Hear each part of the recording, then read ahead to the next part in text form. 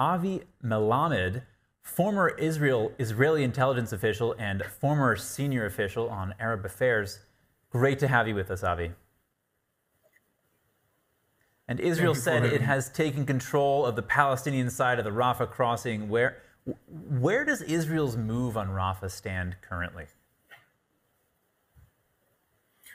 Well, the Israeli move in Rafah is very limited for the time being, but it's quite symbolic because Rafah crossing is the place, it's the major crossing point from Gaza to Egypt and backwards. There are actually two parts of this crossing.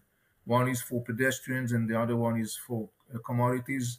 One part of this crossing is in Gaza, controlled by Hamas, at least until yesterday, and the other one is on the Egyptian side. So this is kind of like a more of a symbolic sort of speaking act, but it's quite meaningful as for itself.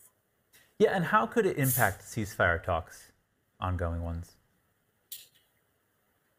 Well, clearly it's part of the Israeli interest and the United States interest and other players in the region, including Egypt, to put additional pressure on Hamas to move forward with the whole context of the negotiations regarding the possible release of the hostages. It's very clear that putting a military pressure is the only major way, in the end of the day, to move forward in that direction. Now, the White House is opposed to Israel going into Rafah, and the UN said that it would be intolerable. What impact could this diplomatic backlash have on any potential Israeli campaign in Rafah? Well, it's very clear that the Israeli, cabinet, the government, the heads of the army needs to take into consideration, of course, the U.S. position. I would say that at this point, to the best of my impression, there has not been real frictions between Israel and the U.S. administration regarding the current operation in Rafah and the features of that current operation in Rafah. Obviously, the question is what will happen down the road, whether this operation is going to be widened and if it's going to be encompassed with the need to evacuate large number of Palestinian citizens that are now in Gaza, in Rafah.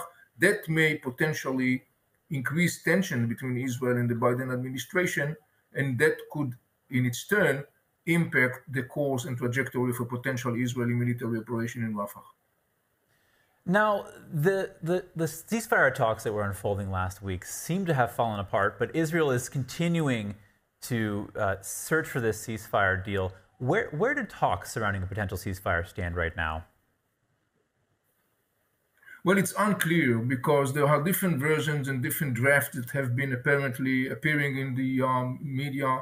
Some of those details are, to the best of my understanding, quite inaccurate. Some of them are partially accurate. We may also witness a very significant PR and deliberately transformed, sort of speaking, details that are not necessarily the nature of the negotiations going on. So I would say at this point that, roughly speaking, though there is some sort of like a general understanding about the general frame of such possible deal, which will be a multi-phase process, I think that at this point there are still many details that has to be further concluded, particularly when it comes to the very critical point where Hamas demand Israel to withdraw from all Gaza Strip and to end the war. Israel, on the other hand, says that's not going to happen before we have all the hostages back in our hand. A scenario that, to the best of my understanding, is not going to be fulfilled in the reasonable future that gets here in front of us.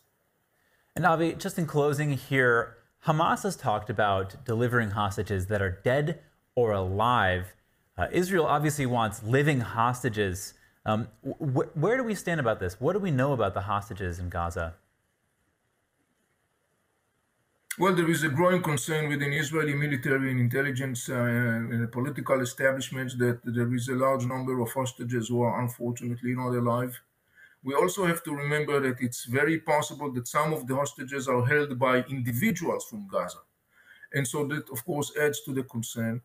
Of course, the Hamas statement about the fact that he doesn't have allegedly the number of live hostages that he could or should release in the first phase of this agreement obviously adds to this concern. It's a real source for concern. I don't know to say if we have an accurate, clear details on that, but I would say that there is a lot of skepticism regarding the fate of many of the hostages. All right, Avi Melamed, great to have you on the show. Thank you so much for your time.